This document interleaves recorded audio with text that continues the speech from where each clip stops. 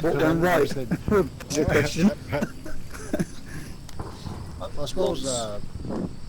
Have you played? How many scrims have you in matches? That's the second one that was. That was our second. That's your second time. Yeah. Yeah. Right. How did you do it first time around? First one was against the pacifists, and to be honest, we done quite well actually. yeah, we did quite well. We didn't get slaughtered, but we didn't win. Well, they said we wouldn't even get a kill, didn't they? So. Yeah. Oh, so you took 3 rounds on that one, did you? Yeah, we did. Was it one on this one? Oh, what on the last scrim or? No, on this. On the last one. That we did. Yeah. To be fair, we had a slightly better team, I thought, last time. I think Max was almost a man down, really, for us. Yeah. Pretty much. Well, really, yeah. I was surprised because was it over pretty much all the way through the game? It was through the whole game, yeah. Wow. Yeah, you didn't have any backup? No. No. Well, there's only 6 of us in the team. One of us couldn't make it, so we were down to 5. Yeah. Okay. I suppose if I'm ever around, you can always give us a shout, like, because I think as long as it's not one of those official matches for that league, then Yeah. I can join for a scrim and stuff. Okay, cool. Oh, I was going to chuck it. I was just making sure. Fair play. I was going to jump on it. Sorry, Carol. So, was it Max who was, you know, on the very first round? I think you were defending, weren't you, on the very first round? Yeah, that's right. Let's go over it. Okay.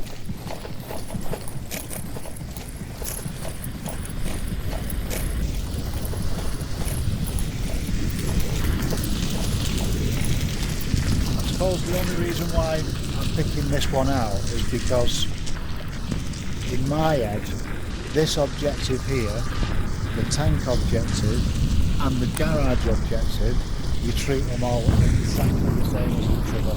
You just throw the same tactic at those in terms of your defence. Yeah. Okay. Now, on this one, somebody will be there in the corner. Yeah, that was Max. I think it was Max. He was there till last, wasn't he? Because he was sat down at the end, wasn't he? Crouched down. I think it was it Max. Was it? Yeah, I think it was. Yeah. Yeah, I think Because so. like I say, The upstairs then, between the 2 windows upstairs and the left, didn't you? Buddy, was that you? Whoever. No, you two here. That must have been It Dan. was that crew over there. Yeah. Behind those bags. I was over Oh there. right. Okay. Okay. Got You had the C4 body, didn't you? Did you have the C4? Yeah, so Yeah, that. you put the C4 on the corner. On the tree. On the tree. Detonated that, yeah. Bud, was it you who threw the C4 on cargo? That was brilliant, wasn't it? Oh mate, that was fucking poetry. That was brilliant. Right, so what I'm thinking is this guy that's here in this porch, right? Yeah, that was me. Yeah, you're obviously you're a bit of bait, but you can't not be there really. Yeah. One thing that you can do is if you can go prone here and see it like in a gap down the side of the building. So that way. Oh yeah, you yeah, I still see got that. cover Yeah. over from the left. Because really, you don't have to take care of lane 4. You know lane 1, that's lane 4, lane 1 school bus. Yeah. Sorry, lane 4 school bus rather. Okay, so if you've got a guy here watching this playground area, don't worry about that, because this guy over here. That's behind the fence, I bet, isn't it? Oh no, where's he going? No, the thing with the fence, particularly these two as well on here, is any good team that's going to come over from that other side, the first thing they're going to do is shoot for those fences and pre-fire them. So don't do it for maybe, I don't know, maybe a good minute or so. Wait for them to do that pre-firing first, and then get you guys to rotate into those corners later on. Don't set up posting it, rotate into it later. Yeah, got that. That's a good one, isn't it? Now this building here, if you're upstairs, you've got a good lookout, but the only thing is, you're kind of useless. You can't really do anything else to back your buddies up. So if you stand here, if you get your angle right, you can actually see through the cracks of both curtains at lane 1 and lane 4. The good thing about lane 4 though is you can see it through the picket fence. So don't move out of the way.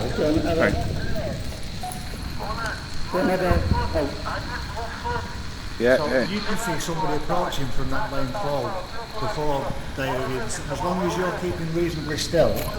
But like I say, if you just step back a bit, there is a place where you can stand where all you have to do is look left and right and you can see through both of those gaps.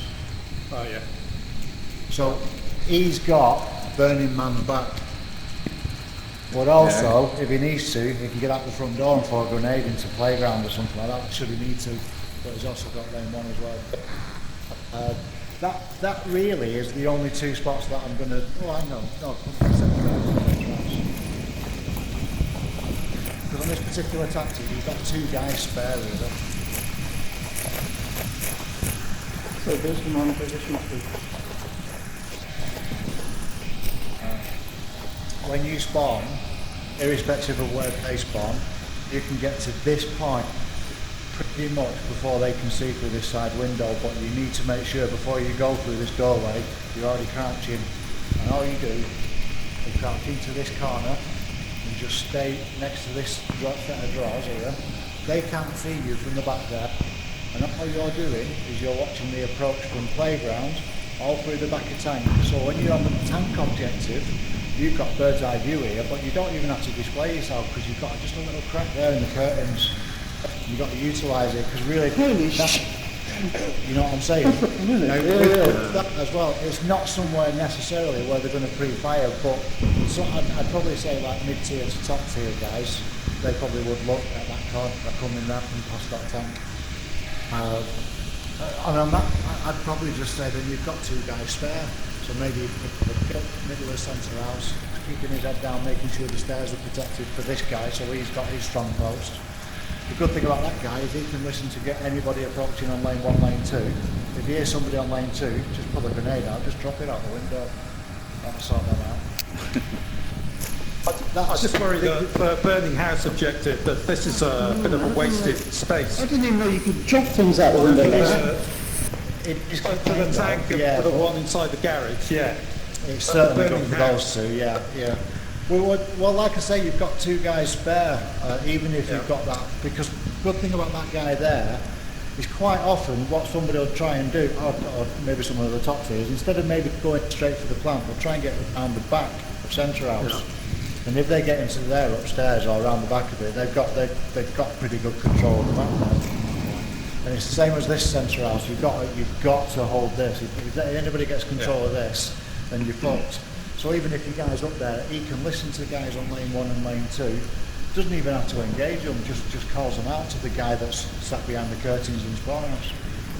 And really, the guy who's in spawn house, the guy who's getting all the kills. Cool. Hopefully, if things go right, that's how it should work. But that's the only reason why I want to pick on that tactic. Now what I can do is as I can maybe do other little micro sessions on particular tactics. There is another tip that I want to give you for this one actually. But that's good for, like I say, I'd say I'd be confident using that tactic for all 3 of those objectives. So you're good on this side. Right. Okay, so on the second round, let me think now. No, it wasn't the second round. There was a round where you were attacking and you spawned here, didn't you? And it was the red car objective. I'm right. Okay. Whenever that objective's around, what you've got to remember is that usually where the objective is, that's where they're going to spawn, the side they're going to spawn. Yeah. So if it's the white car objective, they'll all be behind the fence over on the left-hand side. Okay? Yeah. So on here, if they're on that right-hand side, irrespective of pretty much where their objective is, you don't want to go down this right-hand side because it's famous for being pre-fired. Because all you have to do is just shoot to the right of the second tree that you see through you, just above the concrete block, and whoever's running past that red car, you're up in. So where was that? Sorry, can you tell me that again? So I didn't quite get what you said. Okay, so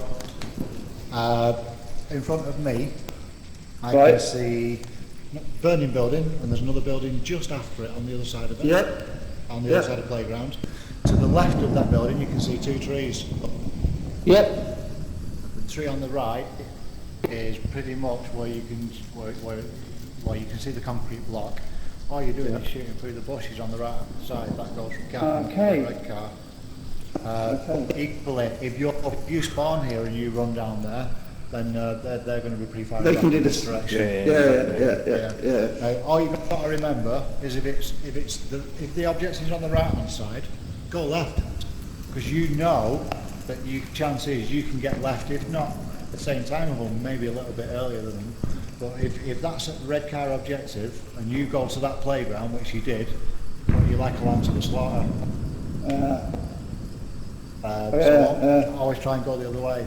Other than that, I'd probably just say in terms of tactics, always try and do 3-2 or 2-2-1. Don't try and have like one pair and three guys going off in other directions, because you want those reflex. So keeping groups of two and three, did you say? I'd say either you go out as a gang of three and a gang of two, or you go out as two pairs of buddies and maybe one person who's a flanker or something like that. Okay. Yeah. That's good to know.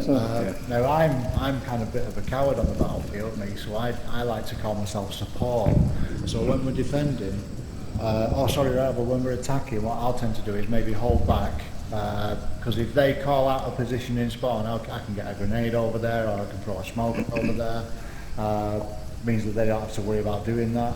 But I'll often just be the person that hangs back to wait for a flank. You probably said, Matt, 80% of the time somebody's going to try and flank you when you're on that mouse socket attack. You know what I mean? Yeah, but that's the main thing for this. But what I'm interested in is what did you think of your communications on the night? Oh, shocking. Yeah. Do you think everybody read what I'd posted about comms and calling kill counts and stuff like that? Or is it more about I looked at it. Is it more about knowing the names of the places? I think it's just. I think you read it. I just think in the heat of competition, people defaulted back to their normal public way of doing things, you know. Well, it can take time, as long as you try and persist with it, then eventually it'll start to become second nature, maybe just pick on one element of it at a time, like, so maybe like forget about the comms for now, maybe just focus on the kill count, or just focus on your call outs or something like that.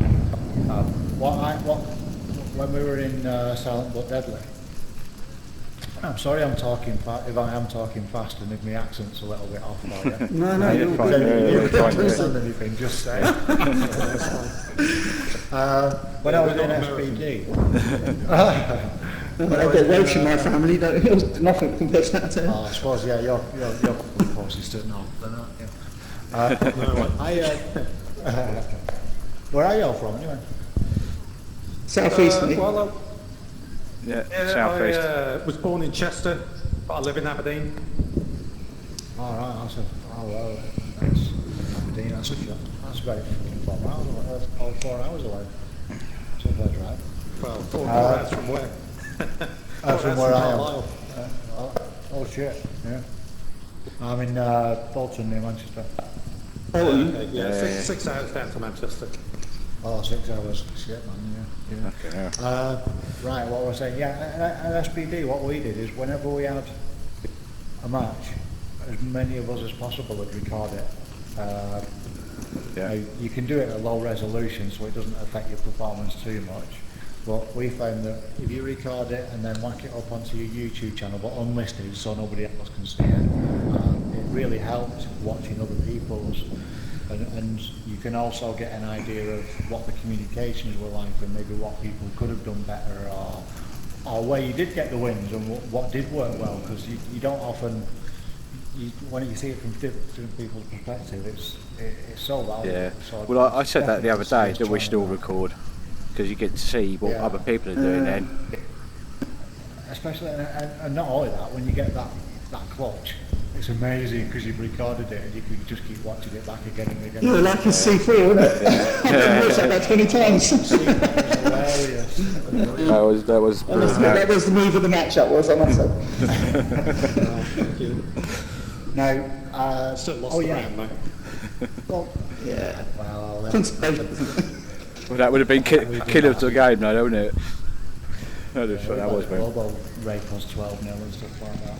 Yeah, it's tough. The wins, that even if they don't come often, it makes it all so worth it when you do get that win.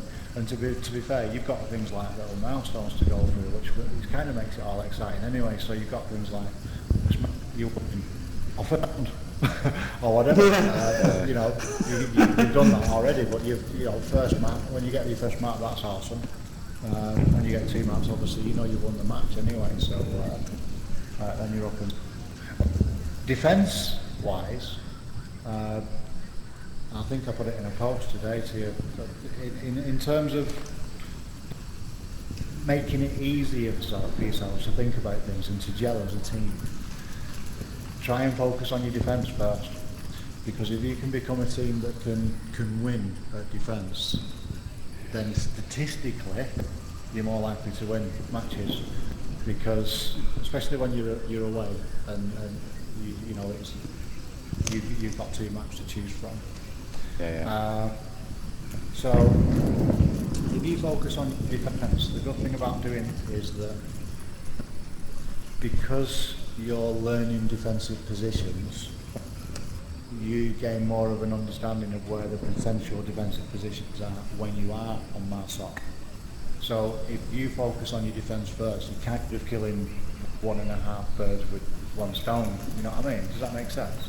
Yeah, well, you've got a point guaranteed if you can win every time on defence. You've got a point guaranteed, haven't you? Right. Yeah. Now, the thing with defence is, rather we were in South, but deadly was get your head down and just focus on one line, which is the choking point on that position, and just make sure that wherever you are, there's very little chance of another angle seeing you. So you've got to be a sneaky bastard about it. And the thing with this is you've got to stick to that position.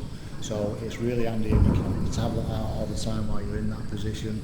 Maybe you lay down, or you put your grenade on the floor so you don't have to worry about trying to get it off you if you need it. So you don't have to get up so you can still play a grenade. Just little things like that. That's a good idea. Do you want to go back to the tent? I'll just show you something. Yeah.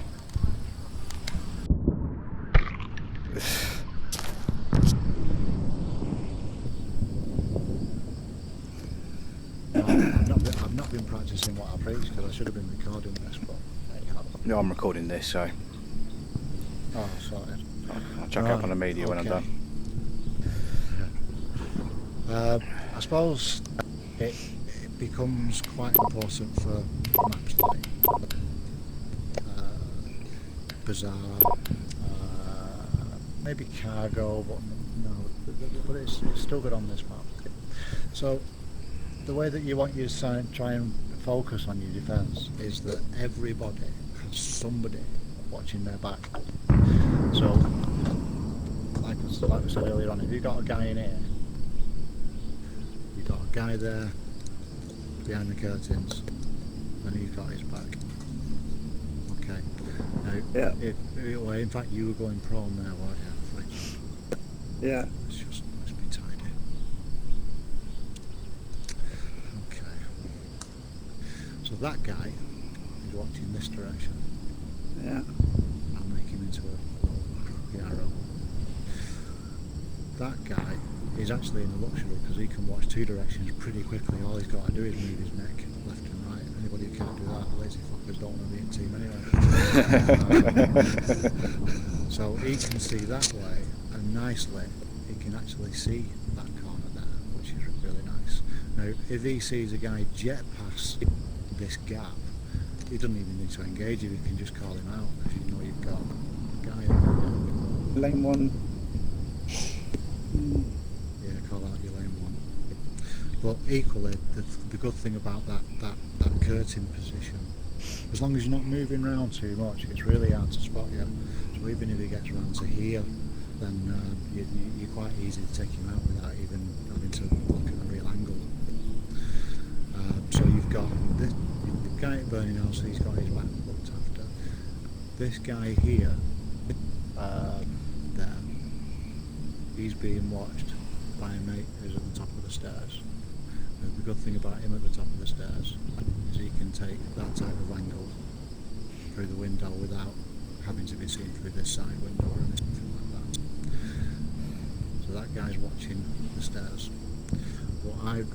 What we used to do at SPD is we'd also have a lad who's in the doorway down here, and his only job was to watch that set of stairs.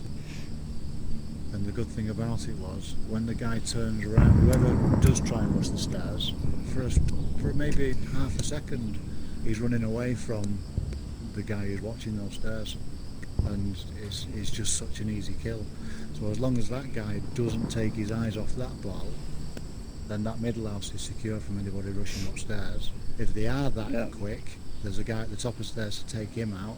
If they take him out, there's a guy in the corner who can take him out. So it's really hard for that centre building to be taken. Even if they get a grenade up there, you've got a guy who's back up, and you've got somebody watching the stairs as well. So that's one tactic where you've used 1, 2, 3, 4, 5 people to. That's pretty strong. That's pretty strong. Now, even if the guy, say it's burning objective, if that guy goes down on burning objective, this guy was behind the curtains, and if you remember that match, he would have had plenty of time to kill those 2 guys that were creeping down, that were coming down this way towards objective, and one ran across the road as he was planting. That would have been down every day. The real danger about this objective is when somebody smokes that area, because you can get behind this wall and you can cap, or you can cap from it. It's a fucker that. But yeah, tank objective. Again, you got 3 guys in centre house who can see from this direction. You got 2 guys in spawn house who can see from the opposite side of it. The guy behind the curtains, he can see into playground quite easy. Guy in the doorway, you can see lane 2. It's rock solid. Yeah. Absolutely rock solid. All you got to remember is that if you get loads of smokes around here, which if you're playing something like Animal House is guaranteed, they tend to send somebody that way and that way at the same time. So if one gets taken down, that's going in. That's pretty cool to watch, actually. That's a good tactic. So in general, that's the rule that we used to have. In Volk, no matter what map it was, you can adopt this with Downfall, Quarantine. Everybody just gets their head down and watches a single choke point, and you configure it in a way that that person's always got any route to him watched by his teammates. If you do it that way, it's pretty strong. With attack, that's when you've got your opportunities just to, well, we used to say, be like water, like Bruce Lee said. We did follow a tactic, but it would tend to be like Enigma will come up with some bizarre, unexpected move, and we'd be like, go on, then we'll give it a go. Because it was that fucked up, it'd work. Expect the unexpected, I suppose, isn't it? Yeah. And the good thing as well is if you can keep your chin up, which it sounds like you did after you lost the match, which is easy to do as well when it's quite new to you all, like. As long as you keep your chin up and keep your spirit up, that's like having another man on the field with you. Because the number of times when we were down like 3-0 on SPD and come back for like a 4-3 or a 5-3 in a cast live on air, it's wow, what a feeling. Yeah, I can imagine. We did that a few times, like, oh, unbelievable. So lucky, I suppose, in a lot of respects, like, but yeah, it makes it all worth it. So yeah, Volk, stick in your place. Assault, have a play around, and like solid defence, isn't it? Focus, all you just need to do is just focus on one thing at a time. Don't, like call-outs, for example. What I used to do for call-outs was whenever we recorded a match or something, I'd play it back to myself on YouTube while I was in the car, but with the screen off, so I'm just listening to the audio and just imagining where everybody else was on the map based upon. Well, what I used to do is listen to the comms of the lad speaking, and telling myself whether or not, based upon them comms, can I make a mental picture of what's going on in the match. and the better the comms were, the more it was like somebody was reading an audio book to me, and it was just described beautifully to me, like, you know. Yeah. But yeah, structure on the comms is pretty key, because it just makes it quick. And things like saying one down, but not saying like where he was or anything like that. One down's good, because you know you killed someone. One of our men down, or one of their men down? Yeah. One of them. Okay. Yeah. Is it a good idea to say when one of ours has gone as well? Because I didn't. There's a few games where I didn't even know I was on my own, sort of thing. Especially on actually this map, when I was behind that. Sorry, I was the fin. So when I was behind that fence here, and that guy capped, I thought we had Jason. Body was still around. I didn't know they was all dead, sort of thing. I thought it was a tablet score, though. You should have your tablets out on defence. Yeah, I think I did as well. You know that. It's just that everything happened so quick. The last thing I was doing was looking down at my tablet, sort of thing. The number of times it's happened to me, you know, and I've got like 1,500 hours under my belt, but I've done some silly things letting the cap happen, especially that when you think it's just not occurred to you that you could be the last man alive. And then the worst thing was the guy kind of crept along this way, and he was in my blind spot. I couldn't see nothing. I got the one who came across here, shot him. And like I said, I think Jay, you was over here, weren't you? Body must have been dead already, and the rest of us. Yeah, because there was two guys.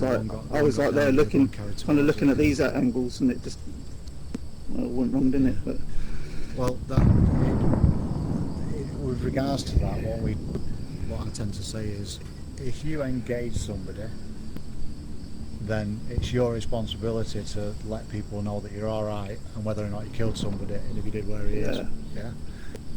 Because if you follow that pattern and you ensure that happens, it just means that people, the rest of the team, are not responsible for having to pull the tablet out or have a look to see what's going on. Or now, if you hear engagement but you don't hear that teammate happens, and that's why it's so important that he does that, because if it doesn't happen, you then know you've got to check your tablet to see which green dot's going missing.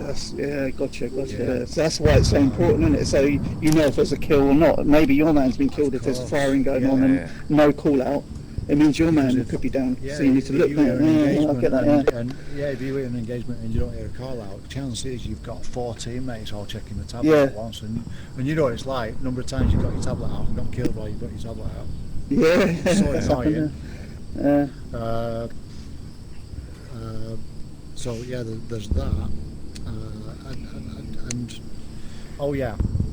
if you say if it's not being engaged, say if it's a downfall map like, and there needs to be like a bit of a waiting game going on and stuff. Just let me go back in. Sorry. Go on, Molly. So it's a bit of a waiting game. You've not heard any engagement or anything like that, so you're just checking your tablet. Now, you might know that you've lost a couple of guys, and you might know that you killed one of their guys. So if you are the person who's maybe got your tablet out, and quite often if you're a sniper or something like that, you might be the person who says, "Don't worry about your tablets. I'll have mine out all the time, so I'll just keep you updated." Yeah. That does make it a little bit better for the team, like. But if you find yourself having to look at your tablet just for a status report, what I tend to say is something like 3 up, 2 down, which means we've got 3 up and we've took 2 of them down, like, type of thing. Yeah. And the time, however many minutes you've got left as well. So it means that you can give people an update, and also I think because it's structured as well, it makes it easier for other people to process it when they're hearing it, because they're not having to hear 4 different guys' ways of saying things. Yeah. Because you do have your way of saying things, you know. So for example, do you know Quarantine quite well?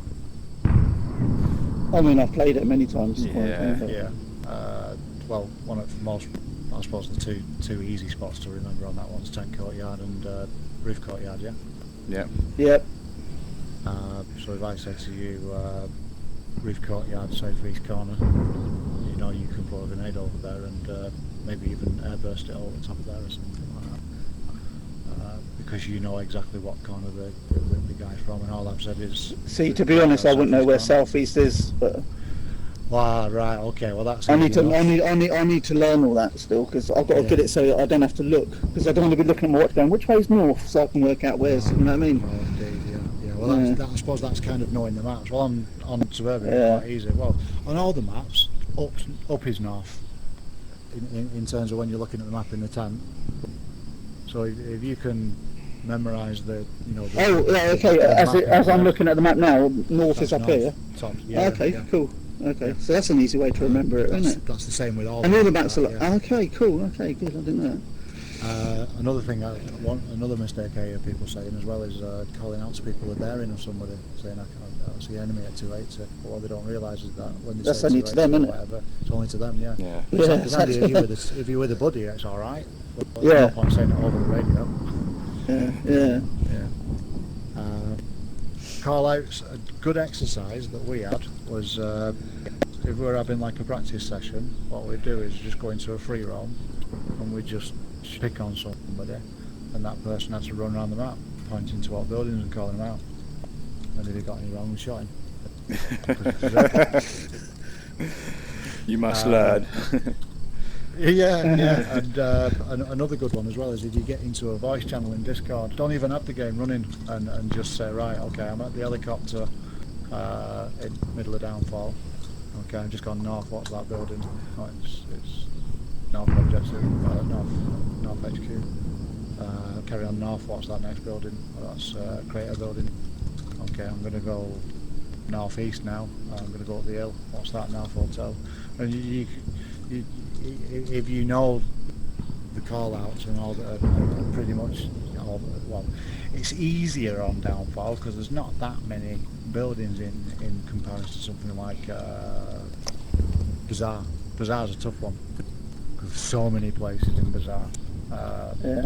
To be able to pinpoint everything, it's kind of, you can do it. And I know teams Stone Cold Killers, what they did is where you got east and west of Bazaar, and you've got the southeast and southwest blocks. They called them blocks different colours, and then the buildings on the far outskirts, they called them different colours, and then they numbered each of the buildings like in a clockwise fashion. So it was like green 4, yellow. Yeah, do you know what? That's how. Yeah. I can't fucking do that. I'm too old. I'm 47-year-old. I can't listen. So do you know what we used to do? I used to do a little bit of milsim in the past, and we used to split the map into 4 and call it black, white, red, blue sort of thing, and then we'd know roughly which area blue, and then you know what area you're in sort of thing. We used to, so the same kind of principle, but on a not so technical level sort of thing, isn't it? Yeah. Well, if that works, why do you have a go at doing that here? You know, sketch something up, see, we'll take a look what it looks like, and if it's any good, we can try it out. If it isn't, we'll just go back to the traditional, points. Yeah. That's not a bad idea, yeah. This map, after I fly over it, or do you know all these? I'm pretty good for this one. The thing about making up your own stuff is it's good and it can be super efficient. But the downside of that means if you do recruit anybody, or if you do get a reservist in, he's got no idea what you're talking about. Absolutely no idea. Yeah, sure. So like for example on this one, lane 1, lane 2, lane 3, lane 4. Yeah. Obviously school bus, playground, all that lot. So this is one of the easier maps to know, isn't it? Because it's like quite popular, isn't it? Oh, actually, I didn't know that. Is that house 1, house 2, house 3 then? Yeah, north 1, north 2, north 3, centre 1, centre 2, centre 3. I gotcha. Okay, yeah. And then you got middle house and then spawn house, yeah. Spawn house. Yeah. See, I didn't know these had even names or numbers to them. I've got no idea what that one is. But to be fair, when you're in here, you can usually tell whether or not the footsteps that you can hear are lane 1 or lane 2.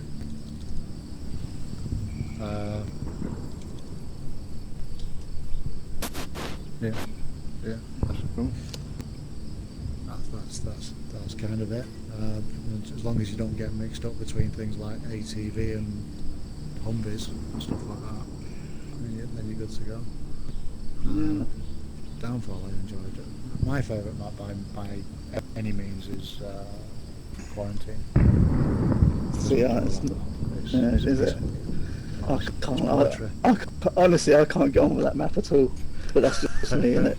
Honestly, it's like everywhere I go, there's a big gap where if I want to get across, I get shot all the time. You know what I mean? It's like, especially with you lot, because you know every little nook and cranny there.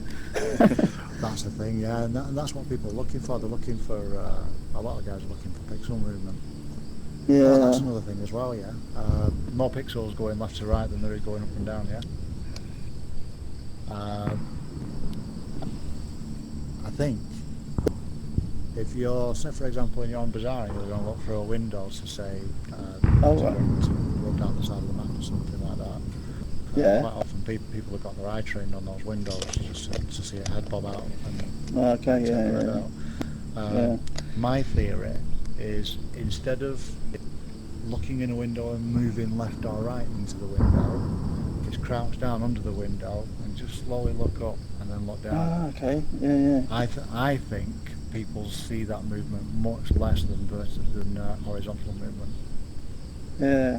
It's only a theory. Because you don't break the light as much, do you? Probably. Well, indeed, yeah, and I think people are looking for left and right movements, like. But on this map, you've got loads of like, you can look through bushes and all sorts of shit. It's cool, this map. Yeah. Good stuff. I reckon that's all I'm going to say for tonight, because I think if you try and take too much on and whatnot, it's just too much. But I think just a few simple things tonight. You've got a good tactic for suburbia safe. Yeah. And you can focus on them comms and stuff. Everybody should read those comms and just give them a go. They sound a bit anal, I know, and some people might even find saying it kind of embarrassing or whatever. But it's so worth it. So worth it. Definitely. Yeah. Oh, we had a training session yesterday, and one of the things that was obvious from that was how much we've got to improve our communication. Yeah, definitely. Yeah. I mean, and don't be afraid to communicate. You probably, in most cases, you probably doing the team more harm if you don't communicate because you're thinking somebody might hear you. You know, communicating when necessary, right? It is communicating when necessary. Yeah, it's not just for the sake of communicating. It's like say, particularly the way you got your defence sorted out, right? If you're going to follow that tact of making sure that wherever you're defending, somebody's holding the line and somebody's watching his back. So the guy in a burning house, for example, if he hears 2 or 3 sets of footsteps around the back of him, rather than him keeping quiet because he doesn't want those guys to know he's there. You've got to do something about that type of situation. So maybe what you could do is if you prefer that guy to keep quiet, then maybe he is the one guy when you're on defence where you say, if you hear somebody rapid clicking on the mic, it's because he can hear more than one person around the back of middle house or something like that. Around house. So that's a good way of communicating, just with the clicks, just for the beep. Sort of thing. So, for example, if you're on attack, if you're on Marstock and one of your guys is close to the objective, last thing you want to do is shout, "I'm capping." What he wants to do of course not. You've got a golden rule that if you hear somebody rapid clicking on the microphone, cap's going in which case that's when you're all giving covering fire and just making loads of noise and stuff like that. Yeah. There's only a couple of instances where you think, another thing as well is, again, if you've got the guy on sensor house, if he rapid clicks, you could even say something like, okay, how many guys have you got around the back of you, and you click 3 times and you know how many are there. You know, you don't necessarily have to speak, but don't be afraid of speaking, because again, you know, you've got the guy on burning there. If he shouts out, I've got at least 2 guys around the back of me here, not only does the team know about it, but those guys then have to react to it because they've heard it. Yeah. And usually when somebody reacts to it, they fuck themselves up and they'll come running around the corner or something like that, thinking, well, I may as well try and sprint and try and get Pika's advantage on him or something. But you've got your guy behind the curtains looking after it, so fucking.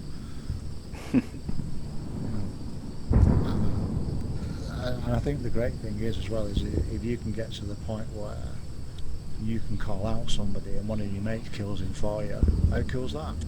How fucking cool's that? If you've got a guy running towards you, one of your mates takes him out when he's running towards you. Yeah, perfect. Yeah. You know, that's what we want, isn't it? They're the golden moments, those types of things. Watching your clock on assault, watch your clock. Try and break your assault tactic down to say, first minute we'll hold back, we'll be at this point by 4 minutes, and then we'll move in for a cap or whatever. But hey, I'm rambling on now. Oh, it's all good stuff. He's gone. You could go all night, it won't bother me. Oh, is he gone, is he? I was looking at the map still. That was really good though, wasn't it? Oh, he's back. Oh, I am here. Yeah, I am here. Yeah.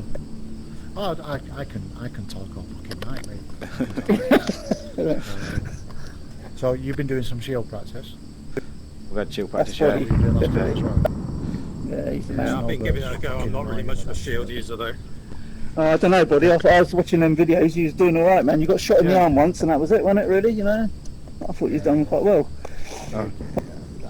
I'd say if you're ever having a shield guy, you've got to have a guy with him. You got to have a guy with him just to help out a little bit. Yeah. Yeah. I'm still not happy with how I try and deal with shield guys. They're hard work. Like the only thing I find successful is just making sure I've got grenades and I can. C4 works. Yeah, C4 definitely works, especially on cargo. Yeah. Yeah, man, that was so funny. So what are you doing? Are you going to play a game, or shall I carry on giving bullshit advice? I can do some non-objective stuff for you. To be honest, I've got to go to bed. I've got a long drive tomorrow. In fact, I'm driving down to Manchester tomorrow. Are you really? Yeah. I work in Birmingham 2 days a week, so Okay. but I'm back at home 3 days a week, which is quite nice. Yeah.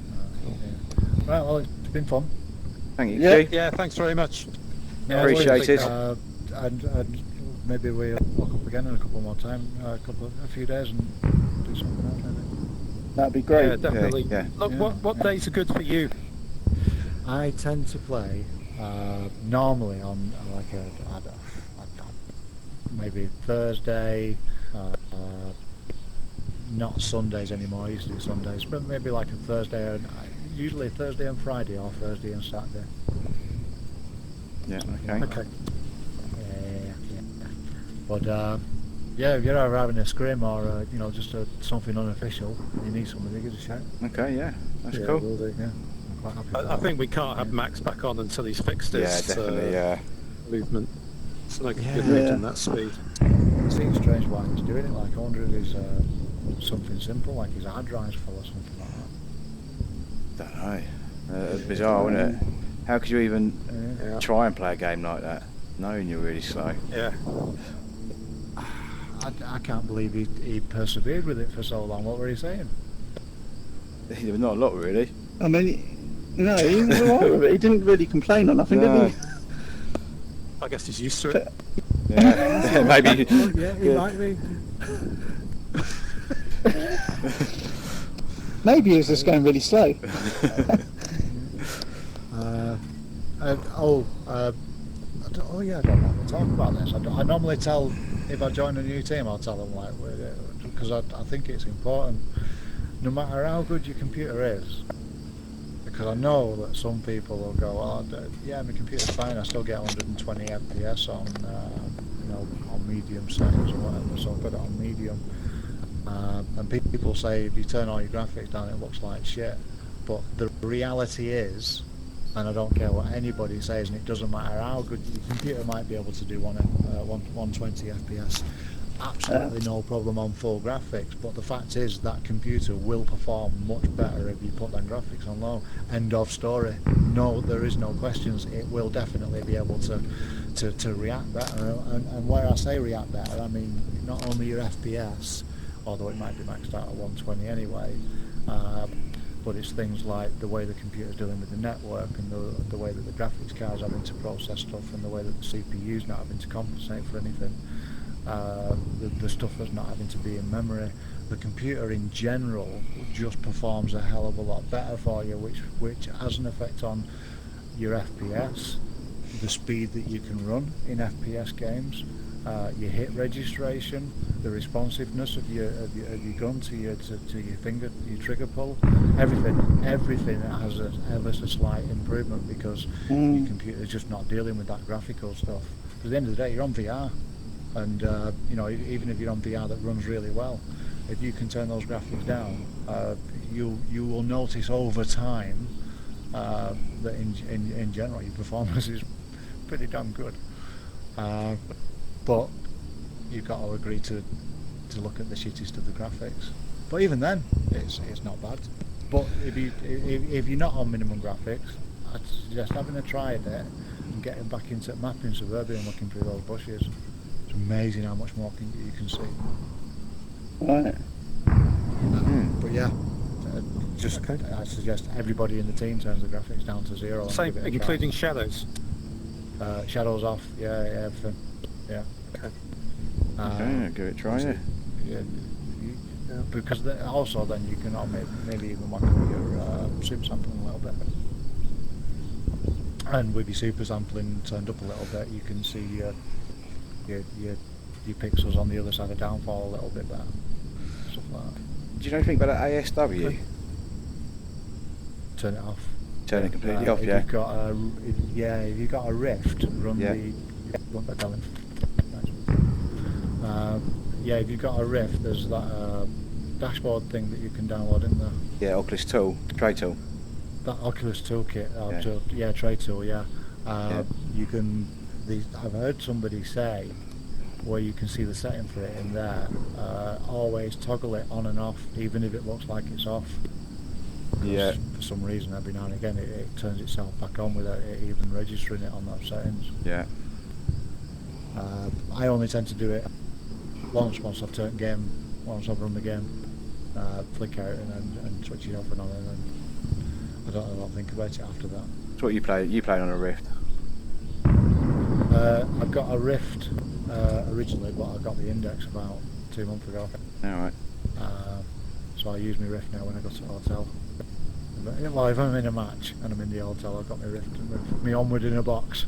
I've not been at this job too long. I started in April, and can't believe part of my contract negotiations with this CEO was whether or not he'd be able to give me a company laptop that can run VR on it. Because I'm in a gaming team.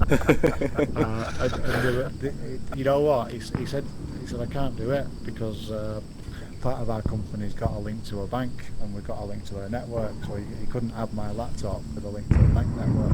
So I went to pick up my laptop on the first day when I started and went to IT bloke. I said, listen mate, I'm really, really sorry for asking about whether I can have a gaming computer. I'm really not that worried about it. I'll go and buy one. He said, no, don't worry about it. We'll put your 2 profiles on there so they can't log into each other anyway. I was like, get in. So I've got a lovely little G3 laptop that I take with me, and it runs Onward beautifully.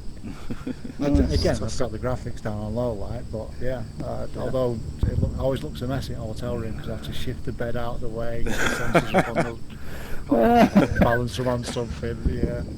But it's fun. If it works, yeah. Yeah, man. Yeah. Hardcore team player. That's brilliant. Right, I got a log. Thanks very much, Qqqq. Alright, James. See that, buddy. Take care. Cheers. Yeah, see you guys. Cheers. Good to see you all. Speak to you very soon, yeah? Yeah. Thanks, Qqqq. Yeah, bye. Take care. Cheers, man. That was cool. What are you doing, Jay? You off as well? Do you know what? That was like gold dust, that was. Yes. That information. Gold dust, that was to me. Yeah. Hang on a second. I like that setup as well.